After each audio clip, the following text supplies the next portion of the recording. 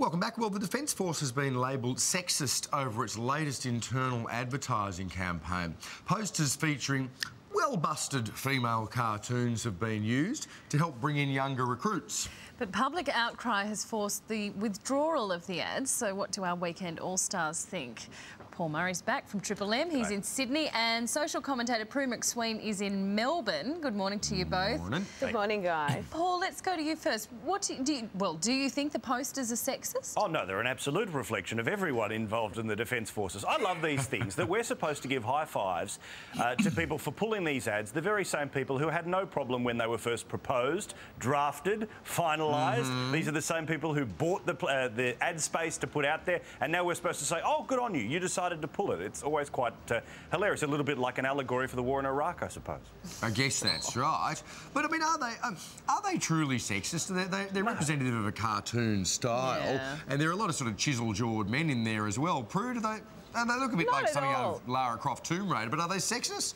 Not at all. I actually am furious about this. I can't stand these bloody feminist Nazis who get out there and beat the drum. These are perfectly aimed at the market. You know, this is an age of people who are used to playing those war games on PlayStations and things.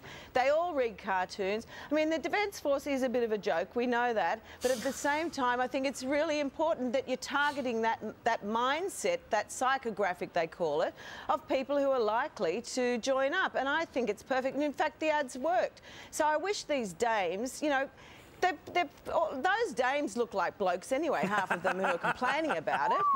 I think, you know, I'm really annoyed about this. I think you'll find the head of the Defence Force saying that on record. Yeah, probably. But the Defence Force should grow some balls. You know, I mean, if they can't even take on the feminazis, how are they going to be able to save us? Strap on a uniform, Prue. You ready to fight? Get out there. Baby. I'm going to take them on. Take them one sachet at a time. If I was the enemy. Yeah, exactly. Absolutely. All right, we might all kit up that way next week and see how we go, Prue. We're in.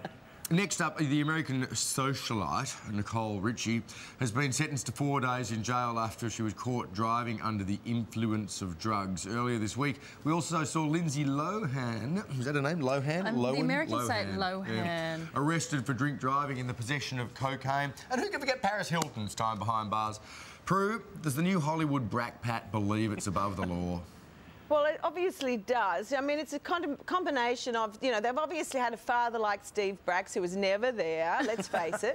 And then, of course, really, we should be joining them up in the Defence Force. And then, you know, it's sort of all very synergistic, isn't it? These Sheilas should be put into the Defence Force, given some S&M, some discipline at least. They would fall over. And then they'd probably be fine. They weigh 13 kilos. They couldn't hold their uniform, let alone a gun. These people would fall over. But Nicole Richie could drive a tank, certainly. She looked very chic in the camouflage, that's for sure.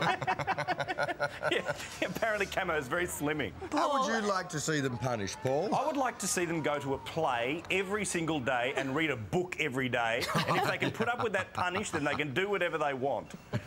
It's work 9 to 5. They might not have so much time on their hands. Exactly. How does your job description become socialite anyway? Well, it's absurd, isn't it? It's like It Girl. I imagine it's starving, but you just get access to free clothing. That's it. If you're doing that, then it's OK. All right, well, listen, Paul, Prue, thank you very much for joining us. Thanks, guys. Pleasure. Cheers. Great. So we've managed to offend Steve Bracks and the Defence Force. Force. Oh, well, that's not so bad for a